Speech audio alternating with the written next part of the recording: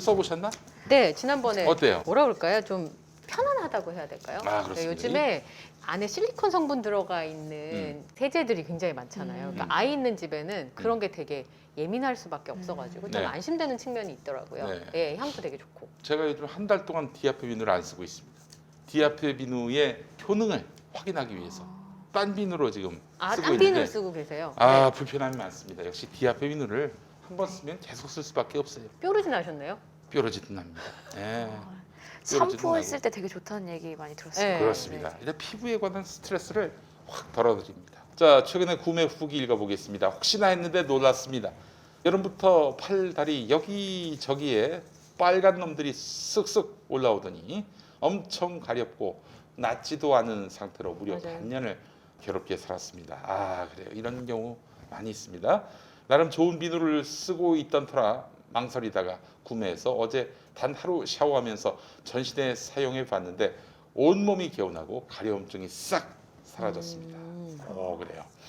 우리 아이들에게도 좋을 것 같아서 재구매합니다. 좋은 제품 만드신 분들, 소개하신 분들 모두 감사합니다. 라고 하셨습니다.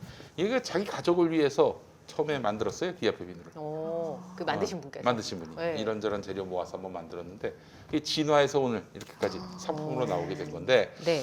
정제된 유황을 원료로 사용합니다. 유황의 효과로 피부 세정 그리고 건성 피부에 정말 효과적입니다.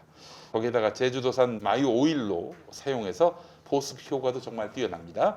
또한 피부 건강에 이로운 성분들이 포함된 어성초를 원료로 사용합니다. 단순 천연 재료가 아닌 6주 동안 발효 숙성시킨 한방 재료를 사용해서 네. 피부에 좋습니다. 건조한 날씨, 특히 요즘처럼 찬바람이 부는 겨울철 그리고 환절기에 정말 좋습니다.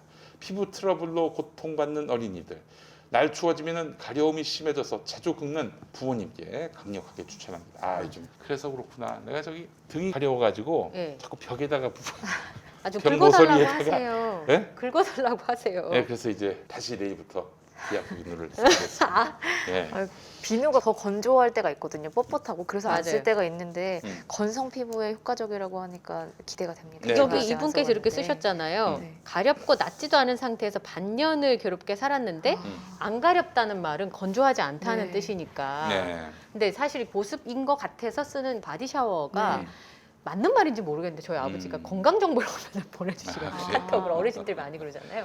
네. 암덩어리를 자르면 샴푸 냄새가 난다. 뭐 이런 얘기들을 어머님들이 많이 하시나 봐요. 그래서 다른 샴푸랑 세제 종류, 민스 이런 거 쓰지 말라고.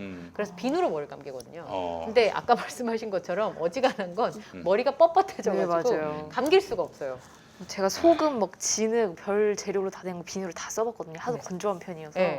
근데 어쨌든 그 비누의 뻣뻣함이 남아있는 게 대부분이어서 기대를 안 했는데 네. 건성 피부이신 분들이 좋다고 후기를 남겨주셨으니까 기대를 해봐도 좋을 것 같습니다. 예, 이 건조한 날씨, 요즘처럼 찬바람이 부는 겨울철, 환절기에 특히 좋다고 말씀드렸는데 피부 트러블로 고통받는 아이들, 날 추워지면 가려움이 심해져서 자꾸 긁는 부모님께 강력하게 추천합니다. 설이 코앞이긴 한데 그렇죠. 설 네. 지나도 설 명절 추가 이벤트 진행합니다. 2박스를 구매하시면 낱개 한 개를 더, 3박스를 구매하시면 낱개 2개를 더 드립니다. 이게 낱개 하나예요. 낱개 하나인데 이거 하나 더 한 주시면 박스가 이제 3개 들어가는데요. 네. 2박스 구매하시면 낱개 6개 구매하시면 하나를 더 드리니까 네. 7개를 받으시는 셈이 되고요. 3박스, 그러니까 9개 사시면 2개를 더 드리니 11개를 받으시는 격이 되겠습니다. 2월 15일까지입니다. 2월 15일 설날 전 배송은 마감됐습니다만 2월 15일까지 구매 고객께 추가 증정 서비스를 계속 진행합니다. 피부를 위한 최고의 선물 디아페 비누를 가장 저렴한 가격에 구매할 수 있는 기회 놓치지 마시기 네. 바라겠습니다.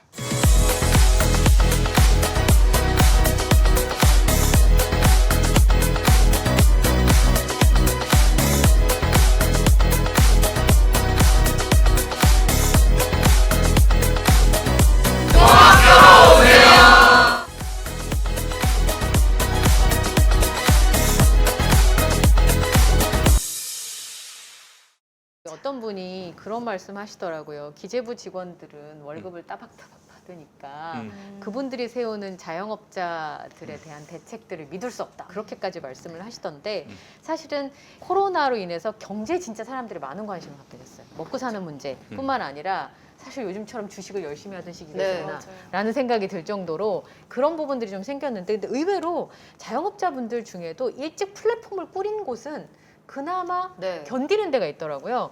얼마 전에 망원동의 망원시장이랑 월드컵 시장이랑 똑같이 전통시장이 건너편에 있대요. 네. 근데 그치? 망원시장은 맛있는 맛집을 SNS 소개를 많이 한 거예요. 네. 그래서 분식을 파는 데가 많으니까 젊은 친구들이 와서 사가기도 하고 오면서 장도 봐요. 그래서 거기 계신 할머님들은 장사를 좀 하실 만한 거예요. 또 배달도 되고. 근데 건너편에는 완전 우리가 알고 있는 전통시장이어서 거기가 늦게 생겼는데 네. 훨씬 고전을 하고 있다는 기사를 봤거든요.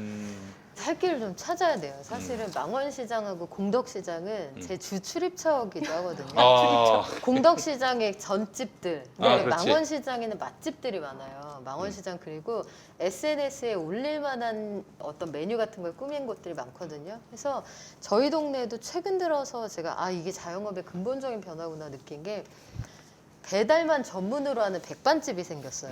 그렇죠. 정말요? 백반집은 보통 가서 이렇게 먹잖아요. 가서 간단하게 이제 찌개에다가 반찬 몇 개 해서 먹는 집인데 테이블이 없어요. 아예 테이블이 없고 배달 전문 백반집. 삼시세끼를 집에서 먹다 보니까 아예 그 뭐라 그러죠? 은색 도시락. 옛날에 저희 시골에서 오봉이라고 했는데 여기다 쟁반. 담아가지고 예. 요거 채로 배달해 주는 거예요. 네. 요거 채로 그릇을 받아오고 예전에는 식당에 이제 신문지 덮어가지고 그렇죠. 배달하던. 그런 식으로 해가지고 완전히 딱 한 상 차림을 갖다 주는데 네. 집에서 아무리 해봐야 가성비가 안 나오니까 이렇게 해서 먹으면은 예. 맛있고 가성비가 좋으니까 장사 잘 되더라고요. 음, 여기 오토바이가 끊임없이 왔다 갔다 하는 걸 보는데 바로 그 옆에 음. 저희 동네에서 아성을 자랑했던 해물찜집이 있어요. 이 집은 요새 고전하고 있어요. 배달 안 하거든요. 배달 안 하니까. 배달은 안 하고 여기는 이제 테이크아웃은 되는데 손님들이 또 왔다 갔다 하기보다 배달을 좀 선호하잖아요. 그렇죠. 요즘은.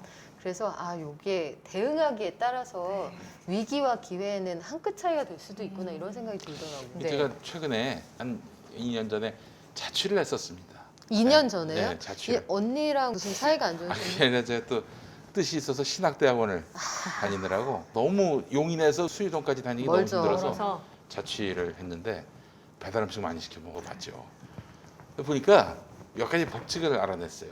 난 배달은 그 식당에서 배달한 줄 알았더니 배달 업체가 따로 있더만요 보니까. 네. 따로 있어요. 네. 거기 따로 있죠. 그래서 허브가 있더라고요. 허브가 네. 있어. 배달 허브에서 전화 받아서 아 예 A 족발이요 예 알겠습니다 B 치킨이요 알겠습니다 해서 여기서 예. 여기서 이렇게 뿌려주는 해가지고 거잖아요. 뿌려줘서 여기서 받아서 갖다 주더라고요. 또 식당이 다른데 알고 보니까 한 군데야. 네, 네, 그래서 맞아요. 여기서 치킨 튀기고 여기서 족발 그렇지. 삶고 이렇게 하고 계신 데들이 맛집을 있더라고요. 알아보려면 배민이나 이런 데 보면 밑에 상호가 같은지 네. 혹시 이 집에서 다른 종목을 하고 있지 않은지 네. 체크한 다음에 하면 그치, 그래서 만족도가 높은 아, 음식을 맞아요. 배달받을 수 있다. 여러 군데서 여러 음식을 하면서 식당도 여러 개. 이거는 피하고 네, 하나만 하는데. 그렇죠.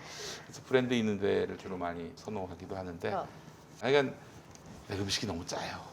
네. 짜요. 기본적으로. 진짜 아주 죽겠습니다. 한번 먹고 밤에 탈난 적이 한두 번이 아니야. 너무 짜가지고. 그래서 네. 샐러드 물을 자꾸 가게도 많이 마시게 되고 그렇지. 근데 책에 있는 것처럼 호텔도 밀키트를 할 정도니까 그렇죠. 저는 그게 호텔도 제일 충격적이었어요. 김치부터 시작해서 밑반찬 또 나아가서는 저것까지 하고 있어요. 음. 호텔에 가기가 꺼려지잖아요. 일단 여행을 안 가면 호텔에 갈 일이 없잖아요, 네. 거의. 그러면 호텔 베딩의 느낌적인 느낌을 느끼고 싶은 거예요. 느낌적인 느낌. 그러니까 호텔 이불이 그 고슬고슬한 그 이불 있잖아요. 네네네. 그것도 따로 팝니다. 아 그래. 집에서 느끼는 호텔 감각, 아. 호텔 감성 이런 네. 호텔 감성. 대만이가 싱가포르에는 기내식도 배달해 주더라고요. 거. 아 그게 일본을 비롯해서 굉장히 많은 나라들이 지금 이제 도입하고 있는 그런 서비스인데 항공기들이 놀고 있잖아요. 기장석에 타보기. 아. 그래서 비행기 타고 하와이 갔다 온 느낌만 느끼기 이런 거. 기내식도 주고요. 예. 아예 비행기처럼 만든 타이항공은 레스토랑도 운영을 합니다. 그래서 오. 거기에서 비행기 모양에서 기내식, 퍼스트 클래스 밥 먹고 약간 여행 갔다 온 느낌 느끼고 좀 비싼데 사람들이 그거라도 그렇지. 해보려는 사람이 많아요. 그러니까요. 지금 아마 젊은 친구들은 돈을 좀 쓰더라도 여행만 갈 수 있으면 가겠다고 생각할 수도 있어요. 그쵸, 빚을 내서라도 네, 가는 빚을 내서라도 세대잖아요. 가겠다고 할 수 있다라는 생각이 좀 들더라고요. 가장 여행을 그리워하더라고요. 예. 조만간 저기에 나오지 않을까 싶습니다. 대한항공의 고추장이 시중에.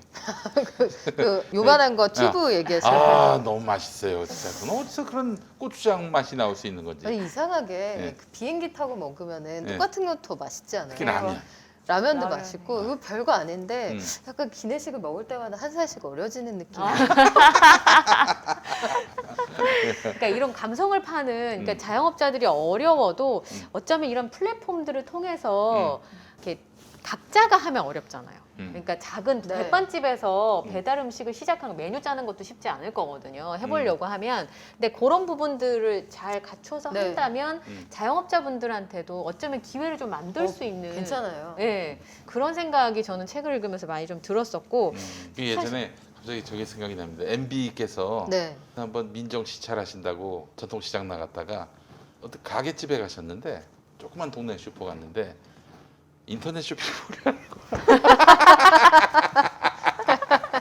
악수하고 막 담아주고 그래야 되는데 인터넷 쇼핑. 아니 그 동네 구멍가게에서 무슨 쇼핑몰인가 했는데 오 지금 생각해 보니까 점점 그 시대가 지금 오고 있는 것 같아요. 앞서가고 있는 거예요. 앞서가고 있는 앞서가는. 거예요. 예. 그래서 플랫폼을 활용한 사업들이 생겨나기 시작하면서 근데 또 법과 제도가 네. 따라가지를 못하잖아요. 그래서 맞아요. 결국에는 또 배달 노동자와 같은 또 플랫폼 노동자와 같은 이런 음. 새로운 취약계층들이 생겨나고 있는 것 같아요. 네. 그런 이야기도 책에서 다뤄주셨는데 이렇게 법과 제도가 새로운 변화를 따라가지 못하고 있는 상황에서 지금 가장 좀 시급하게 보완이 되어야 될 사회 안전망이 뭐가 있을까 뭐 이런 생각도 해봤어요. 저는 일단 그 세상에 싸고 좋은 건 없다고 생각해요. 맞아요. 가끔 잘 생각해 보시면 비싼데 안 좋은 건 가끔 있는데 싸고 좋은 건 없거든요. 예. 얘가 쌀 때는 쌀 만한 이유가 항상 있잖아요. 음. 구두도 10,000원짜리 구두 사면 10,000원어치밖에 못 신어요. 음. 50,000원짜리 구두는 50,000원인 이유가 있구나. 요걸 느낄 때가 있는데 그걸 역행하는 거의 유일한 서비스가 택배 서비스예요. 택배 산업이 우리나라에서 90년대 초반에 시작이 됐는데 처음 시작됐을 때 한 상자 배달에 4,500원이 필요했거든요. 지금은 전국 평균 단가가 2,200원 정도예요. 아이고. 그러면 서비스가 총알 배송이잖아요. 심지어 아침에 시키면 저녁에 오는 것도 있죠. 당일 배송, 총알 배송, 뭐 새벽 무슨 맨 너무 새벽 많죠. 배송도 네. 있고. 새벽 배송. 아 네. 저는 그건 너무 살인적인 서비스라고 생각하는데 음. 이런 모든 서비스 품질의 변화 그리고 아주 정확하고 깨끗하고 안전하게 갖다 주시는데 단가는 떨어졌죠. 그럼 누군가 그 이익에서 빼앗기는 사람이 그치. 있다는 건데 희생하는 사람이 있어요. 택배 회사는 돈을 엄청 많이 벌었어요. 대리점에서도 별로 앓는 소리가 안 나와요. 그런데 사람이 죽는다는 얘기가 나오죠. 이게 아, 그렇지. 물건 때문에 사람이 죽는 세상은 절대 정상적인 세상이 아니에요. 그러면 대가를 좀 더 주고라도 우리는 아저씨들에게 좀 더 안전한 근무 환경을 제공할 용의가 충분히 있다. 이게 저는 사회적 합의라고 보는데요. 근데 이렇게 되었을 때 이 인상분이 그분들한테 직접적으로 돌아갈 거냐. 요거는 좀 관리를 해야죠. 그래서 이 부분에서 정말 국회가 들여다봐야 할, 정치권이 들여다봐야 할 부분이 분명히 있다고 봅니다. 그러니까 사실 코로나에서 대한민국이 선방할 수 있고 혼란하지 않았던 4가지 정도면 그 중에 하나는 전 택배 노동자분들이라고 생각하거든요. 미국 얘기 쓰셨잖아요. 아마존 프라임이 웃돈을 내면 빨리 갖다 주는 서비스가 있어요. 그런데 레고하고 뭐를 2개를 시켰는데 이제 한국으로 갈 날짜가 얼마 안 남은 거예요. 그래서 오겠지. 일주일 남았는데 아마존 프라임이라는데 근데 미국 친구가 그러더라고요. 아니 뭘 믿고 일주일 남았는데 뭘 막 시켜 집으로. 그래서 일주일이나 남았는데 갖다 주겠지. 그랬더니 그건 알 수 없어. 프라임인데도 알 수 없고 그 근처에 무슨 대형 쇼핑몰이 있었거든요. 거기서도 분명히 갖다 준다고 신신당부를 했는데 알 수 없다는 거예요. 근데 우리는 갖다 준다고 하면 반드시 갖다 주죠. 그렇지. 세상에 그런 나라가 없어요. 그러면 그에 걸맞는 서비스 요금을 내야 하는 것도 맞고요. 온라인 쇼핑들이 득세하는데 백마진 그런 것들이 문제가 돼요. 이런 것들은 관리감독기구에서 좀 들여다봐야죠. 그렇지. 네. 맞아요. 사실은 그 화주들이 가져가는 금액만큼만 사실 택배 분들이 가져가셔도 인상하지 않아도 어느 정도 그러니까요. 조정은 가능한 거잖아요. 그러니까 택배 하시는 분들이 가져가는 금액만큼 거의 가져가더라고요. 700원 정도. 그리고 그리고 작업 아저씨들한테 같은 그렇게 문자를 보내신다는 얘기 듣고 저는 너무 깜짝 놀란 게 문자요? 아니 택배 기사님들하고 문자를 주고받을 수 있다는 생각 사실 한 번도 안 해봤어요. 자기 걸 먼저 갖다 달라든가 우리 동네 먼저 와달라든가 전화나 문자를 한다는 거예요. 와, 운전 중에 제발 수백 개를 하루에 처리하는 사람들한테 그렇게 하지 맙시다. 그러니까 네. 이제 그 차 안에 차곡차곡 쌓았을 거 아니에요. 그러니까요. 그거 언제 다 찾아서 그 집에 그걸 먼저 갖다 주겠어요. 그렇죠. 그렇게 하면 또 동선이 꼬여요. 예. 우리가 다 같이 살아야죠. 예. 예전엔 그런 생각을 못 했는데 왜 택배가 오후에 오나 봤더니 오전에 그 분류 노동을 네. 하느라고 음. 택배 배달 시작이 3시나 돼야 시작을 하니까 음. 이제 아저씨들이 네. 7시, 8시까지 이제 아마 설되면 11시, 12시까지 하시더라고요. 그렇지. 물량이 너무 많으니까. 주말에도 하시고 네. 뭐 오늘 물량이 너무 많아서 죄송합니다. 내일 그게 너무 심하게 정중하게 사과 네. 문자를 보내시잖아요. 네. 그럼 전 그럴 때는 답장이 괜찮습니다. 뭐 저는 살아생전에 받으면 됩니다. 그거 썩는 것도 아닌데 그까짓 거 뭐 물건 좀 늦게 받으면 안 돼요? 네, 또 한 가지 저 궁금했던 건 아까 모든 것을 좀 작게 만들 필요가 있다라고 네. 하셨는데 이렇게 작게 나눠지기 시작하면 결국엔 이게 또 일자리의 변화에도 네, 영향을 줄 것 맞아요. 같아요. 그럼 우리가 지금 20대 친구들, 30대 취업 준비하시는 분들이 다 안정적인 정규직만 가지고 생각을 했는데 사실 코로나 이후의 시대는 우리가 생각했던 대로 굴러가지 않을 것이고 분명히 고용의 형태나 어떤 그런 것도 상당히 많이 변할 것 같아요.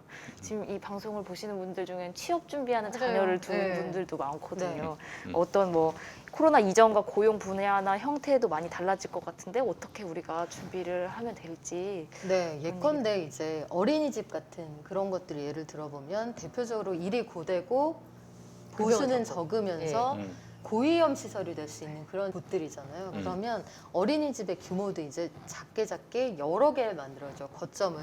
이렇게 되면 보육교사를 조금 더 채용을 해야 한다는 뜻이에요. 그러면 여기에 들어가는 정부의 보조금 같은 것들도 당연히 늘어나야 한다는 건데 제가 보기에 코로나19 이전에도 이미 심화되고 있었던 이 직업의 분화는 거스를 수 없는 흐름이에요. 다만 이분들이 일을 2시간을 하든 9시간을 하든 같은 노동 그리고 고된 노동에는 그에 상응하는 대가가 주어져야 한다는 거, 여기에 대해서는 이견이 없어야 한다고 보거든요.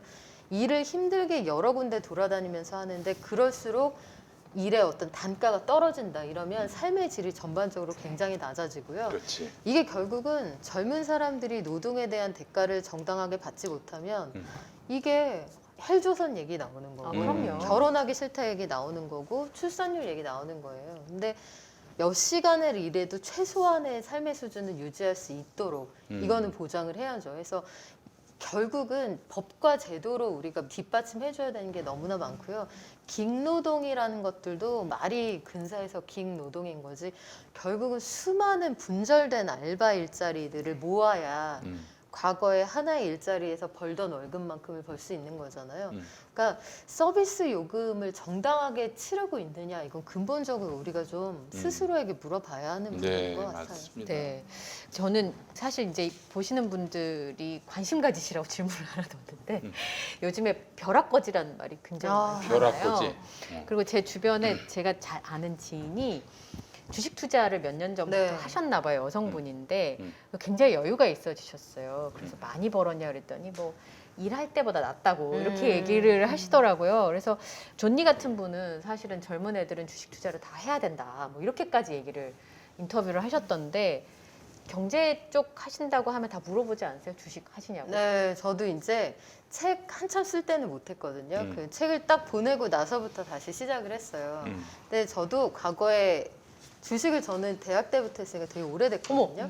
그래서 지금 보면은 제가 크게 돈을 벌었던 때가 몇 번 있었는데 한 번은 9.11 테러 때 미국에 그때 이제 전 세계 주가가 폭락했잖아요. 네. 그때 주워 담아서 돈을 벌었고 굉장히 젊으셨을 때 아니었습니까? 그쵸. 근데 그때는 소액으로 했으니까요. 아. 근데 근데 대학 대학 때부터 때부터 했다는 건 범상치는 않은 것 같아요. 20대였으니까. 그리고 이제 2008년 세계 금융위기 때 그때도 이제 돈을 좀 벌었죠. 물론 물린 기억도 있습니다. 새로운 기술.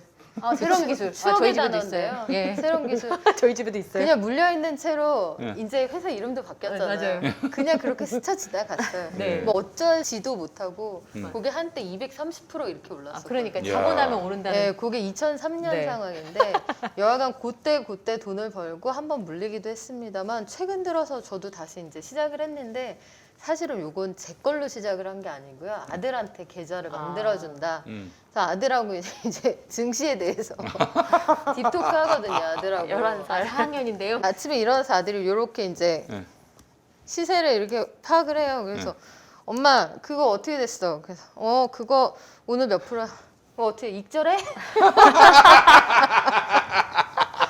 제가 아들아 아직은 때가 아니다. 그래서 놔두고 있는데 수익률은 뭐 괜찮은 편입니다.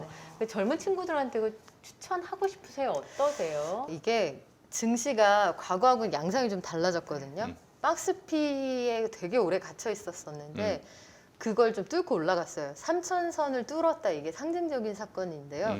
박스피를 뚫고 올라갔고 불장인 건 맞잖아요. 호랑이 등에 올라타야 하는 시점은 맞는 것 같은데 다만 B2 이런 거는 사람 마음을 되게 조급하게 만들어요. 아, 빚을 얻어서 투자하는 것. 그렇죠. 네. 그래서 제가 생각하는 적정선은 내 연봉이 만약에 2천만 원이다 하면 거기에 한 10% 정도, 200만 원 정도, 3천만 원이다 하면 300만 원 정도를 작게 분산해서 시작을 해보는 것도 좋고요.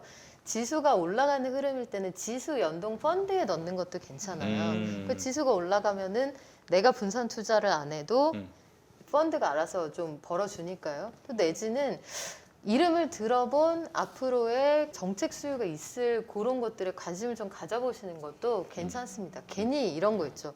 이거 나만 아는 정보인데 삼성이랑 뭐 하이닉스에 납품을 하는 무슨 맞아요. 일단 어디 유명한 데랑 걸려 있는 뭔데 생전 처음 들어보는 회사 이런 건 좀 위험해요.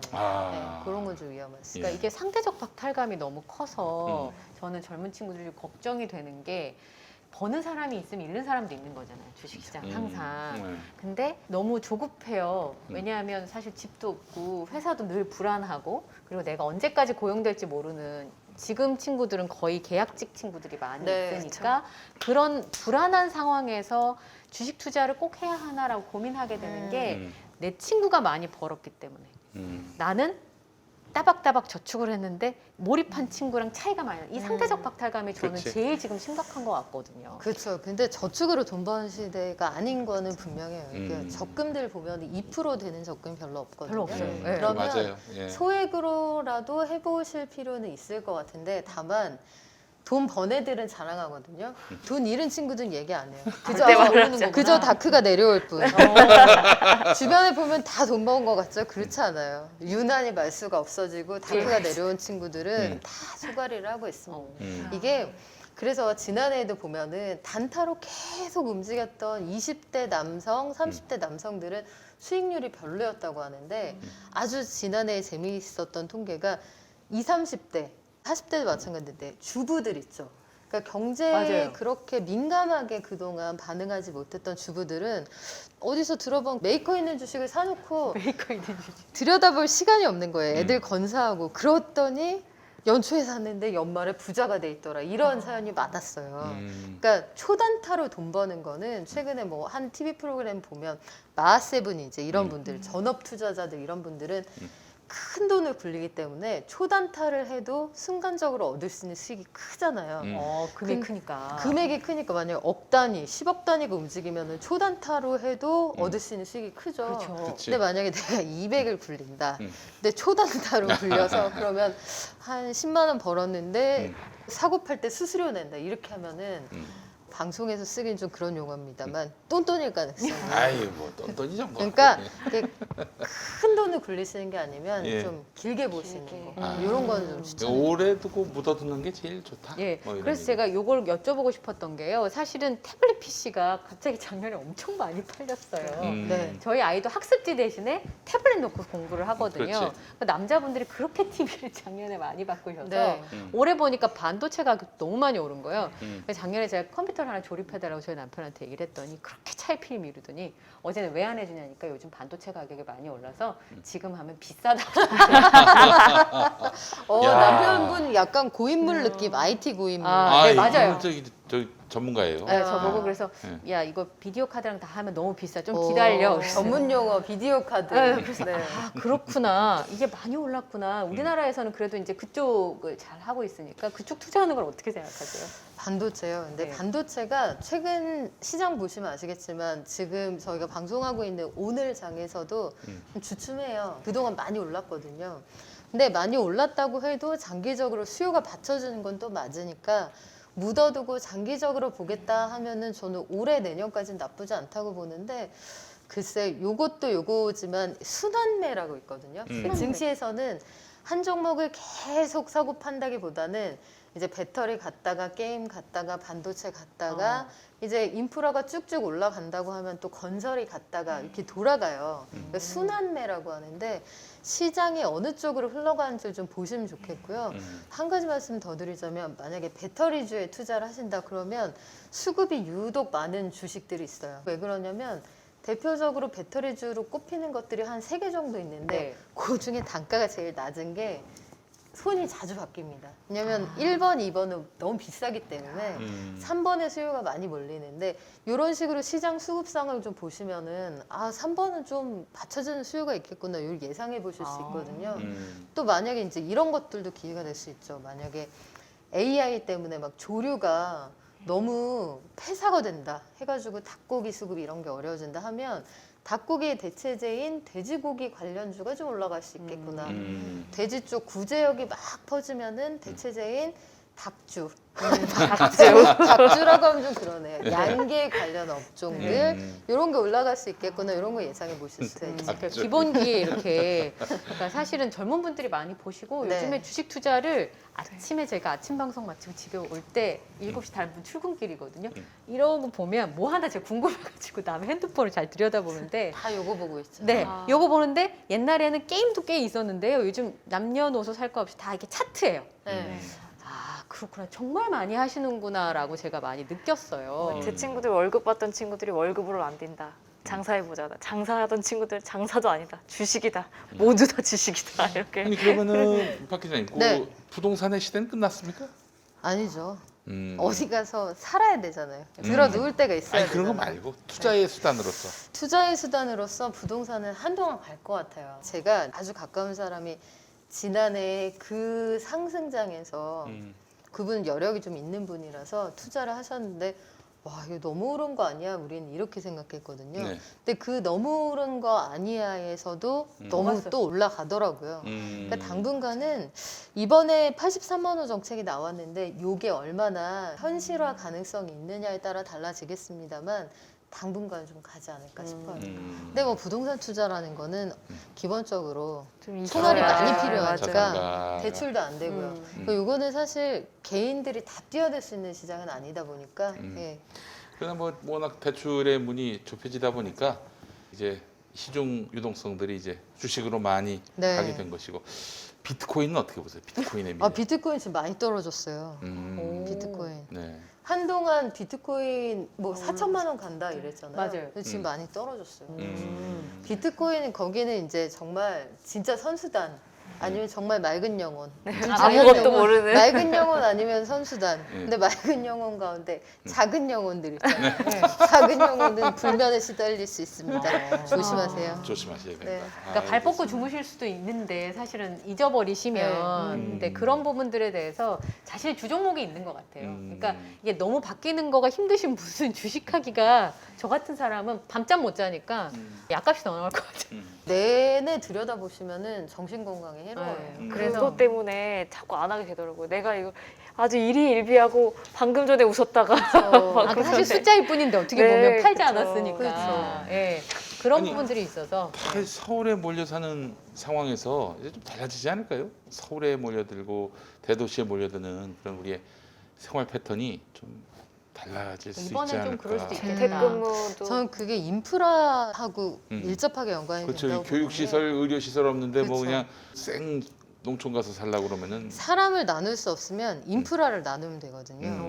병원, 음. 교통시설, 학교 이런 것들을 나누면 지방에서는 같은 돈에 훨씬 더 높은 삶의 질을 유지할 수 있는데 넓은 평수에다가 전제 조건은 이거죠. 병원 갈 수 있느냐, 학교가 괜찮으냐, 애들 키우기 안전하냐 이런 것들이 골고루 분산이 되면 이런 것들은 장기적으로 생각해 볼 수 있다고 봐요. 서울의 지하철망 이런 거 보면 특히 오렌지선 라인 이런 것들 보면 되게 촘촘하잖아요. 그리고 그 도곡 다음 한티역 그 1분 차이인데 누가 봐도 역세권을 대체 왜? 만들어주고 싶었구나 이런 생각을 할 수 맞아요. 있는 그런 역들이 있거든요. 예, 예. 근데 지방에서는 예. 한 정거장 사이가 너무 멀어요. 맞아요. 이런 맞아요. 것들 보면 예. 불공평하죠, 사실은. 음. 인프라를 어떻게 나누느냐, 이게 국토를 균형 있게 발전하고 사람들이 지나치게 밀집하지 않게 하는 아주 근본적인 해결책이 될 거라고 봅니다. 네. 아, 그런데도 뭐 부산만 해도 벌써 이제 젊은이들이 다 빠져나간다고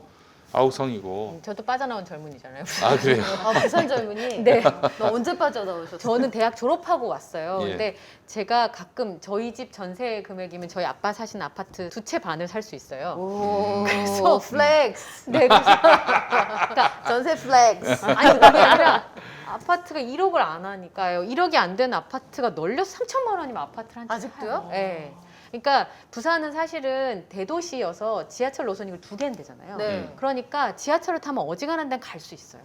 아주 중심지에는 해운대나 이런 데는 비싸지만 옛날에 살던 저희 집은 이제 구주거지 때가 산 밑에 있거든요. 그러니까 그런 아파트를 보면 아파트를 산다고 서울에서는 울며 불며 얼마나 속상해요. 저 많은 집 중에 우리 집은 왜 없는 걸까? 그 얘기 다 하잖아요. 근데 저희 아빠를 보고 제 남동생을 보면 저희 남동생은 외벌이지만 굉장히 행복하게 살거든요. 그러니까 그래요. 그런 걸 보면 좀 나눠줄 수만 있으면 좋겠다는 생각을 저도 참 많이 하게 되더라고요. 네. 온라인으로 우리가 일도 할 수 있고 온라인으로 어떤 병원 진단도 받을 수 있고 예를 네. 들어서 혈압약 먹던 분들 계속 그렇게 먹고 이렇게 온라인으로 진단받고 하는 이런 게 좀 활성화되다 보면은 부동산 이렇게 막 서울 중심으로 몰려서 서울만 대도시가 되고 계속 이렇게 서울로 몰리는 상황도 좀 완화가 되고 부동산도 가격도 내려가겠지라고 생각하는데 제 생전에 그런 일이 그러니까 생전에 그런 일을 볼 수 있을지. 네. 근데 뭐 가능성이 저는 아주 없다고 보진 않아요. 만약에 온라인 교육이라는 게 이제 피할 수 없는 시대의 흐름이라고 보면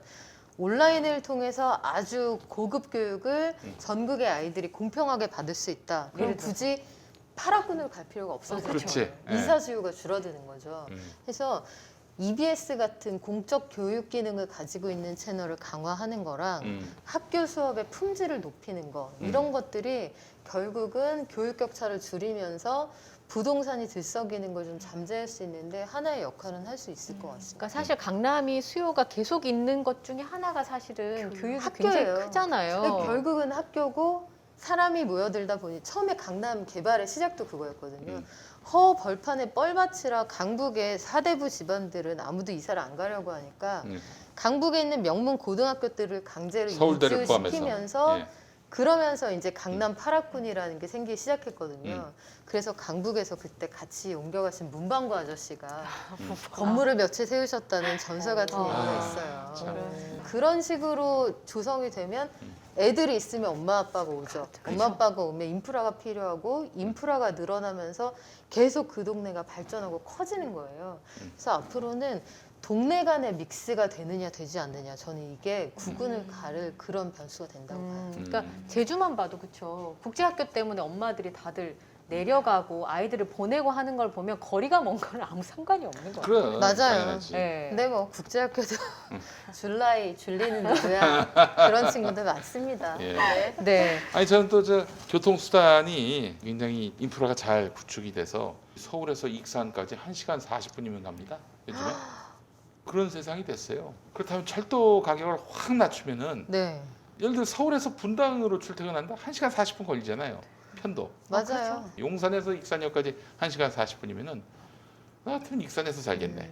지금 세종시 출퇴근하는 분들 그래서 꽤 많죠. 네. 그러니까 그런 부분들을 좀 어쩌면 코로나가 좀 당길 수 있겠다는 생각이 들었었는데 저는 공공의료에 대해서 쓰신 내용들이 정말 감명 깊었다고 생각했어요. 왜냐하면 뉴스에서 보면 의사분들은 왜 저렇게 반대를 하는 거지? 그리고 저건 저렇게 하면 안 되는 건가? 뭐 외국의 사례는 공공의료는 성공한 적이 없다 뭐 이런 얘기가 있었는데 말씀을 들어보니까 외국에서는 온라인으로 하는 거 네. 그다음에 그런 식으로 해도 지금까지 큰 부작용이 없었다. 그렇죠. 네. 그리고 중국 같은 경우에는 온라인 진료비가 굉장히 저렴해요. 포털 사이트를 통해서 가벼운 질환 같은 것들은 거의 진단이 되고 심지어 이걸 한 5개 나라 언어로 이제 오픈한 서비스가 있거든요. 그러면 중국에서요? 중국에서 중국 의사한테 이론적으로는 프랑스에 있는 감기 환자가 진단을 받을 수가 있는 거예요. 우와. 본인 증상에 대해서. 그리고 그래요? 업무를 AI하고 나눕니다. 음. 경증의 경우에는 프로그래밍된 딥러닝을 통해서 쌓은 데이터를 볼 때 당신은 요 질병인 것 같아. 요건 AI한테 맡기고요. 중증도 이상의 질환, 의사가 면밀히 봐야 되는 건 사람이 보고 이렇게 업무를 나누기도 하거든요. 앞서 말씀드린 중국의 그런 진단의 경우에는 우리 돈으로 몇천 원 안 합니다. 그렇게 되면 사실 거리랑은 상관이 없는 거죠. 또 지역이랑 그렇죠. 그렇게 되고 사실 지난해 역대급 장마가 왔었잖아요. 그리고 코로나19 때문에 기저질환이 있는 고령자들은 대형 병원에 오지 말았으면 좋겠다 이런 권고사항이 있었으니까 계속 받던 진료, 계속 기저질환을 앓고 계셨던 분들은 사실 요 처방전환장 때문에 산 넘고 물 건너 서울까지 오시는 거예요. 그렇죠. 근데 그 작업을 할 필요가 없어진 거고 현재까지 특별히 보고된 부작용이나 큰 문제는 전혀 없었어요. 그러니까 온라인 진료는 아까 말씀하신 것처럼 이제 그런 진료들을 해도 좋겠다라는 판단들을 국민들이 조금씩은 하게 되는 거죠. 그 전에 안 해봤으니까. 네, 뭐 조심조심 접근하는 거죠. 물론 이게 뭐 성급한 일반화의 오류가 되면 안 되겠습니다만 또 이제 대기업들만 행복하게 해줄 수 있다 이런 이야기도 나오고 그리고 의료의 영역은 좀 더 보수적으로 접근해야 되는 것 아닌가 이런 목소리도 있는 것이고요. 지금보다 더 보수적일 수도 있나요? 아 그렇죠. 뭐 그런 생각도 들고요. 예. 그 의사들하고는 소통이 좀 더 필요하겠다는 생각은 지난해 참 많이 하게 됐습니다. 전 그 시골 같은 경우에는 참 의료가 너무 약합니다. 사실 되게 다 시골이 그럴 텐데 의약 분업이 안 된 곳도 많잖아요. 보통 그런 데가 많죠. 그래서 저희 할머니도 이제는 서울에 올라오셨어요. 요양병원에 계시는데 혼자 시골에 계실 때는 한 번 청주의 병원까지 나가려면은 일단 동네에서 뭔가 차를 타고 피발령을 건너서 청주까지 나와가지고 청주에서 또 버스를 타고 병원을 가야 돼요. 음성이셨던가? 보은이요. 아 보은. 아 헷갈렸다. 거기에 이제 회인이라는 굉장히 네. 산골 마을인데 그렇게 산 넘고 물 건너 가기에는 노인네가 이제 100세가 다 되셨으니까 아이고야. 주변에 아무도 없는 거예요. 모시고 갈 분도 없고 해서 그렇게 힘들게 다녀야 되니까 사실은 뭐 그러면 안 됩니다만 저기 오가리에 있는 약국 이런 데서 허리 아프다고 약을 지어준 머리까지 안 아파지는 그런 약 있잖아요. 그런 약 이제 지어주시고 했던 그런 기억이 있어요. 약국 아니고 약방에서 네, 네, 그래서 처방과 이게 진단을 다 해주시는. 접근성이 그쵸. 굉장히 그럼. 떨어지거든요. 네. 이제 이런 것들을 아주 현실적으로 고령화 사회에 고민해봐야 되는 문제인 네. 거죠. 책을 쓰시면서도 여러 가지 생각을 하셨을 텐데요. 이 부분은 진짜 코로나 가장 많은 변화를 준 것 같다는 분야 혹시 있으세요? 기자님 입장에서? 일단은 교육 음. 그리고 또 한 가지는 자영업.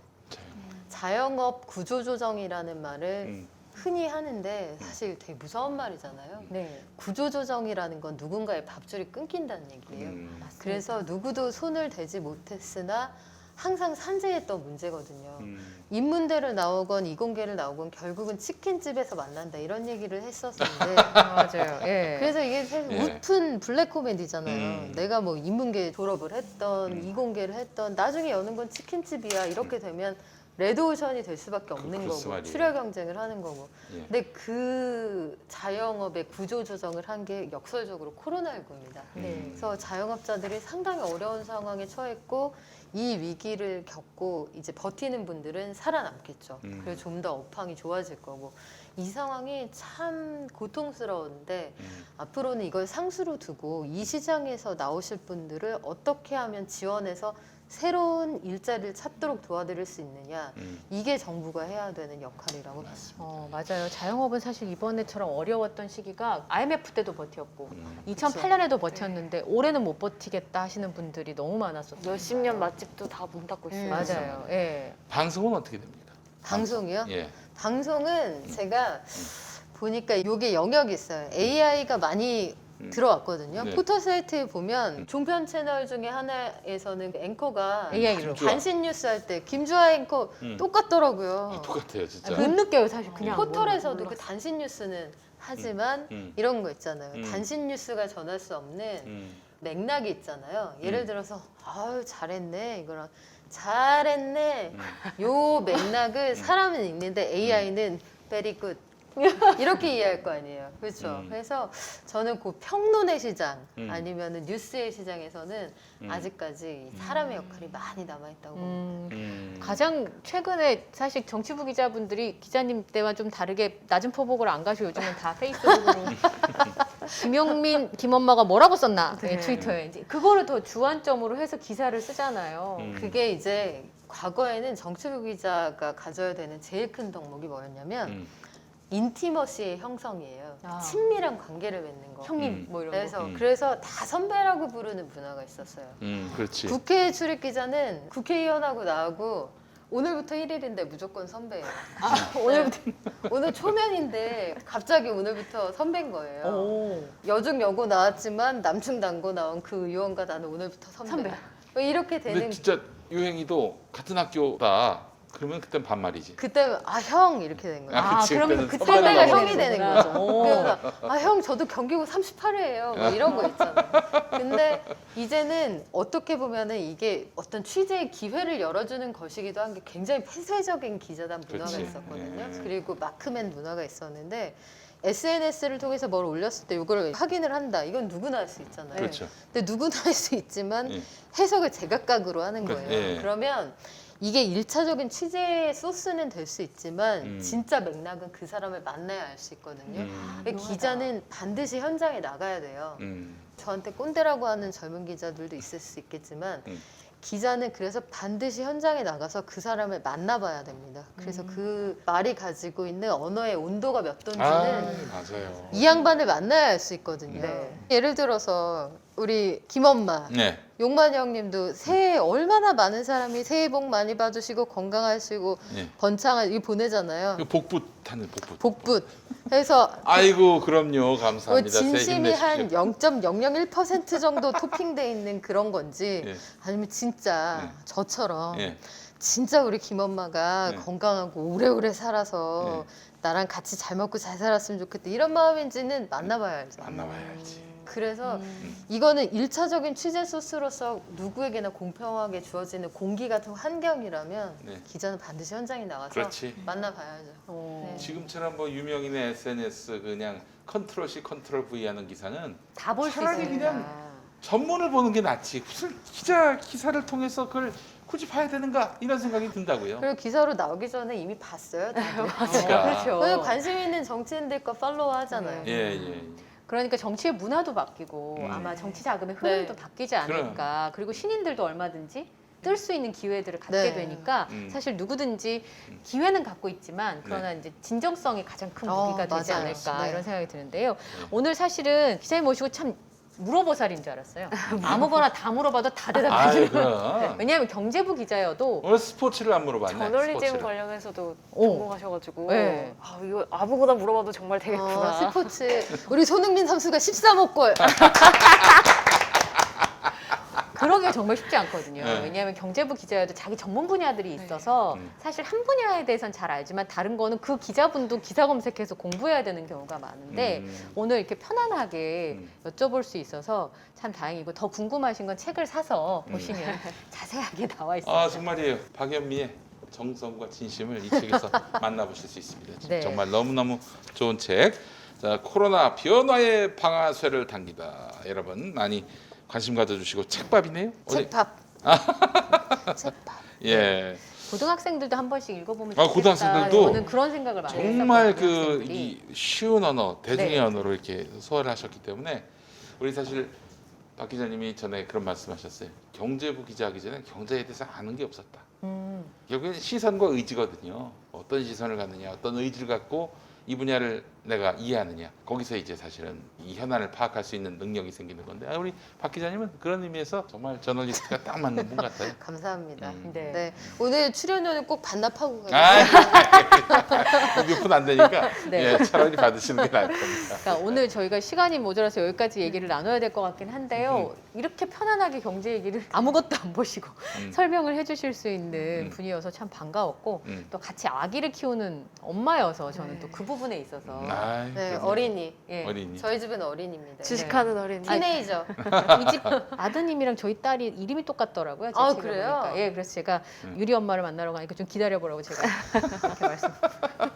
이름도 유행이 있나 봐요. 네. 예. 그래서 오늘 이야기를 나눴는데요. 아마 보시는 시청자분들도 아마 도움이 많이 되셨을 거라고 아이, 생각하고요. 그렇습니다. 올해는 예. 작년보다 좀 나았으면 합니다. 네, 네. 모두 다 부자 되시고 건강이 최고입니다. 음. 건강하셨으면 좋겠습니다. 네. 감사합니다. 오늘 말씀 고맙습니다. 예, 감사합니다. 고맙습니다. 길